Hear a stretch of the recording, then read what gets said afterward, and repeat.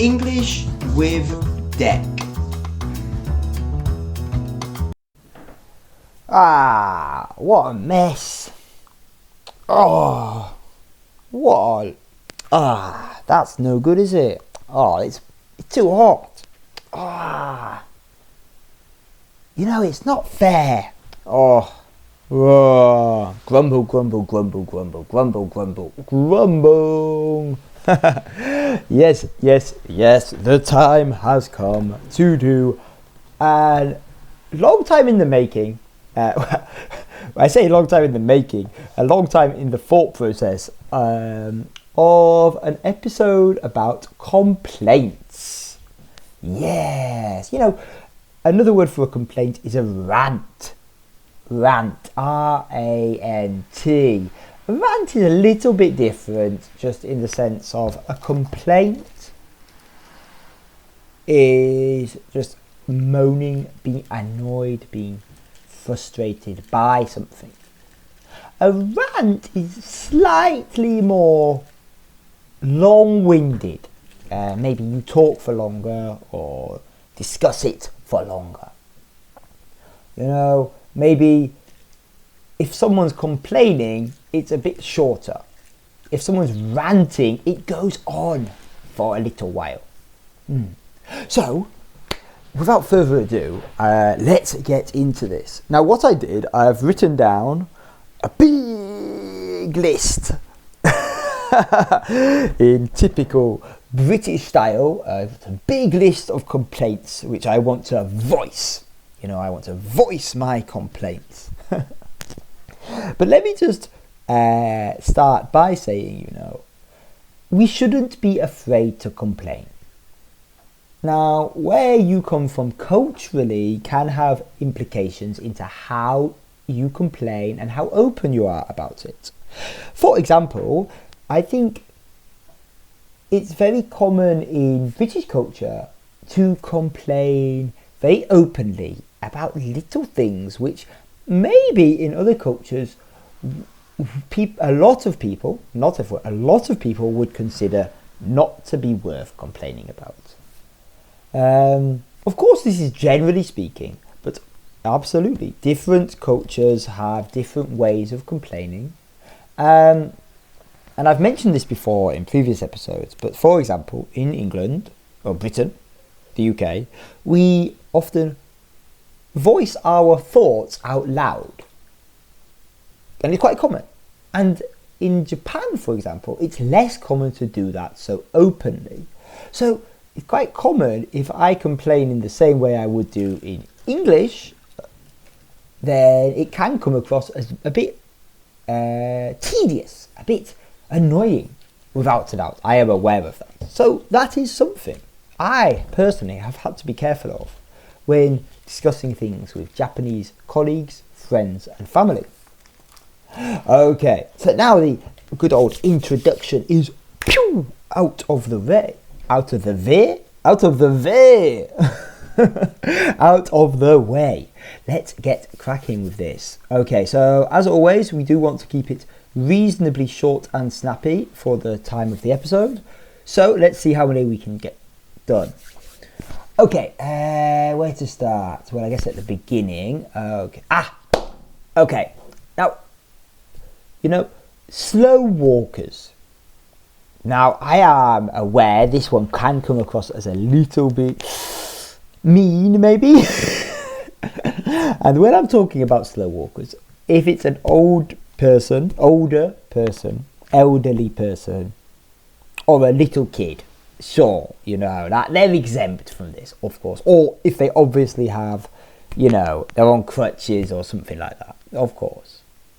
However, when some people, especially, like teenagers or young adults, are sort of meandering down the pavement, they're sort of, especially when they're two or three abreast, meaning 2 or 3 in a line, walking slowly, chatting away without a care in the world, and you just want to get around, you're like, Excuse, and or half the time, more often than not, you have to dart out into the road, hopefully avoiding any busy traffic, and scoot around them.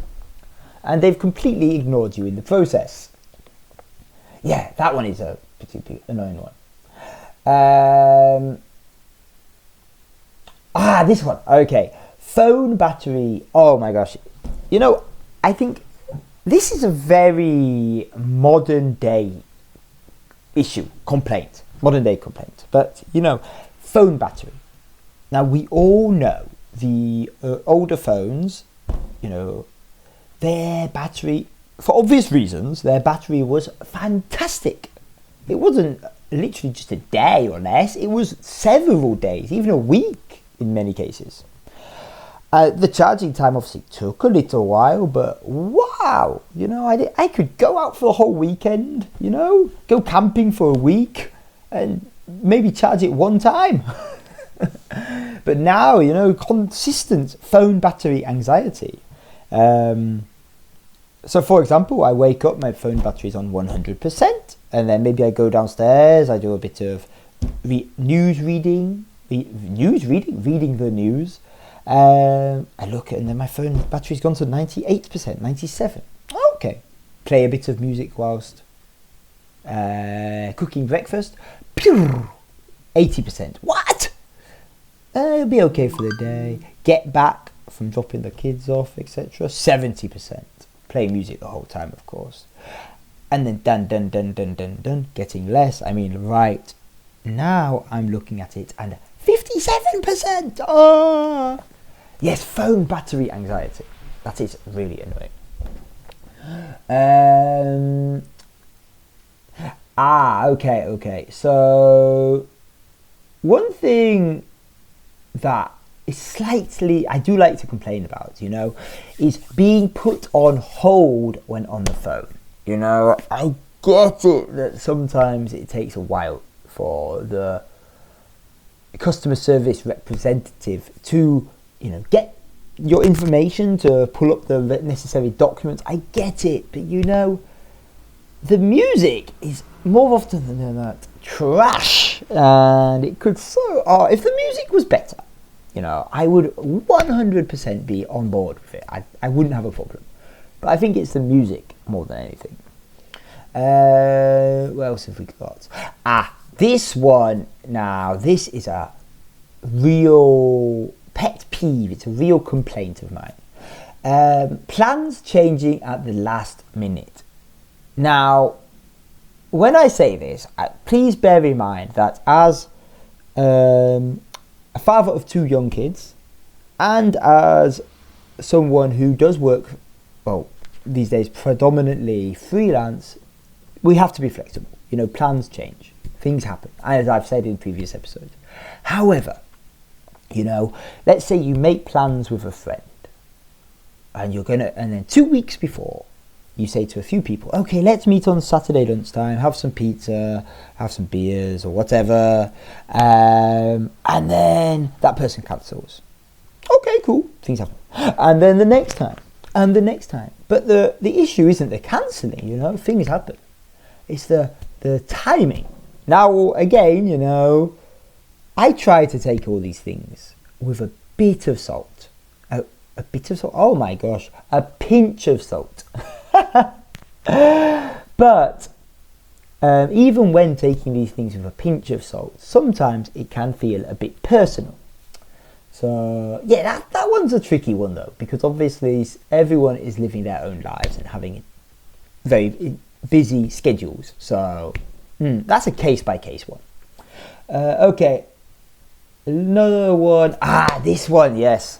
People who lose their keys, wallet, and phone constantly. I am specifically thinking of my wife here, you know. So I, like most people, have a specific place in the house where you keep your keys and wallet and phone when you're not using it. You know, when it's on charge or something, especially the keys and wallet. And yet, some people, specifically my wife, manage to lose those two things, the keys and wallet, an exceptional amount. Like, wow. I mean, you literally allocate a specific place for these things, and yet you lose them. That, without going into a big rant, I do find just wow. It is a bit frustrating, especially when I have to look for them, be hunting around the house for a day or 2 days, maybe even lend out my keys so that she can get around. But, you know, well, it's better than me losing mine. I save face. Okay, let's just do a couple more. I do have a lot here actually, but I think... this one. Okay, now this one I think has changed for me recently. So and when I say recently, I mean in the past, let's say 4 years, maybe 3 years. People who are loud in public spaces, you know, talking loudly, and maybe not shouting, but, you know, talking at levels where I have to be involved in your conversation, whether I like it or not. And this one sounds really grumpy and really moangy. Like, have I become an old man when saying this? But, you know, just there's no need to, you know, share with everyone. Just, you know, the person is standing a few feet away from you. Just talk at a regular volume. You know, inner voice, very important. Yeah, that one I do find really annoying, you know. And I think there are definitely factors at play there, you know, why I think that. And I think definitely getting a bit more mature, maybe, is an important factor there. So yeah, there's that one. Okay, and one more. Let's do one more. Okay, this one. This one's maybe a little bit of a selective one, but, you know, group chats blowing up in one go. You know, I have a couple of ones, especially a family chat, I just mute. No, thank you. You know, now don't get me wrong, you know, if there's an event or something like that, it's great to hear the news. But when you suddenly look at the chat and you've got like 30 messages and they're not even addressed to you, no, I mean, you can't just leave the group, but, you know, it is a bit like, annoying. And actually, one thing I am very guilty of on that subject, if I open my Line application right now, I have 160 unread messages. Who are these from? Okay, Nivea advertising, Line Smart, okay, advertising, one friend, one group chat, 2 messages, Asahi Beer, Indeed, 50, Line Square. Okay, Line Square.